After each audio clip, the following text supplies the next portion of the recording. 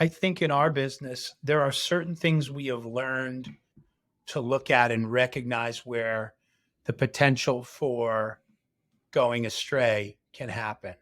Um, One is labor, right? If we don't, you're building a large 30 by 40 exhibit structure.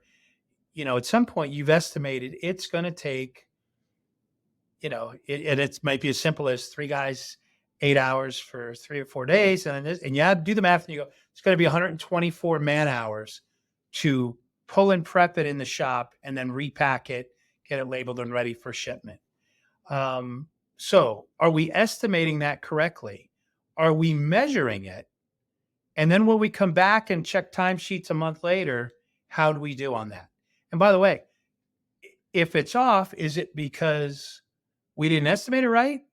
Is it because the guys weren't focused on the mission at hand and they were, distracted? Or do we have our own project managers that go back and pull people off jobs because they have an emergency they need attention to? I mean, all of the above, Khalil. So labor is one of the things for us.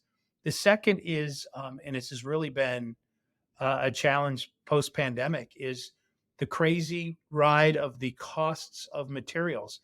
We saw sheets of plywood go from $25 a sheet to $67 a sheet, and then down again, and then back up again. And then there was, even fabric graphics. You saw, we've had conversations, Cleo, about runaway compensation in the positions. So not just labor doing the work, but the cost of the other team members, right? That has changed. And so, we know, and again, we think about transportation, we think about our vendors.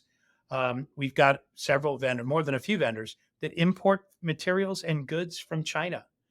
Remember a few months back, the queue of all the ships waiting in the port of Long Beach, right? 150.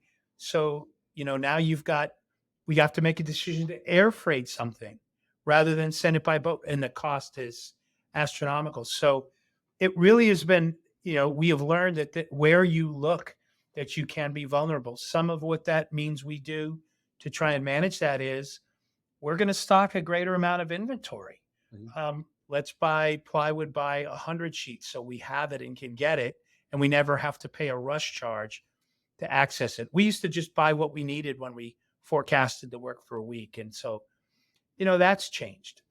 Anyway, I think people, materials, uh, um, ancillary services like transportation, um, uh, wage rates have gone up with unions, electrical components, things that get imported. So we've learned of where to look. And again, we just did the first thing we did it first time in 7 years. We sat down and did an across the board analysis of our pricing because so much had changed. And we updated our pricing. And by the way, I would say that to listeners, Khalil, if you have not revisited your pricing in some time, and I know you preach this to me, you've got to do that. You've got to get a handle on what your costs are. You need to understand what your margins need to be to pay your bills in 2023, not what they were in 2018. And it's you.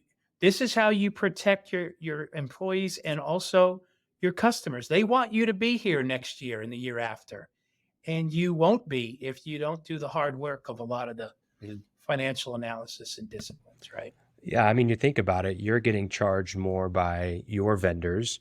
You're getting charged more by your employees or contractors that you employ. And in turn, you should charge that. You're not in the process of, financing other people's businesses. That's not the reason why you exist as a business. It's so that you can turn cash into more cash and you can do a good work along the way.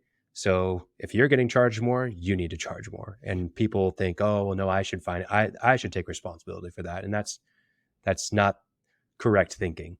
You need to make sure that you're not running a nonprofit. So, yeah. Absolutely.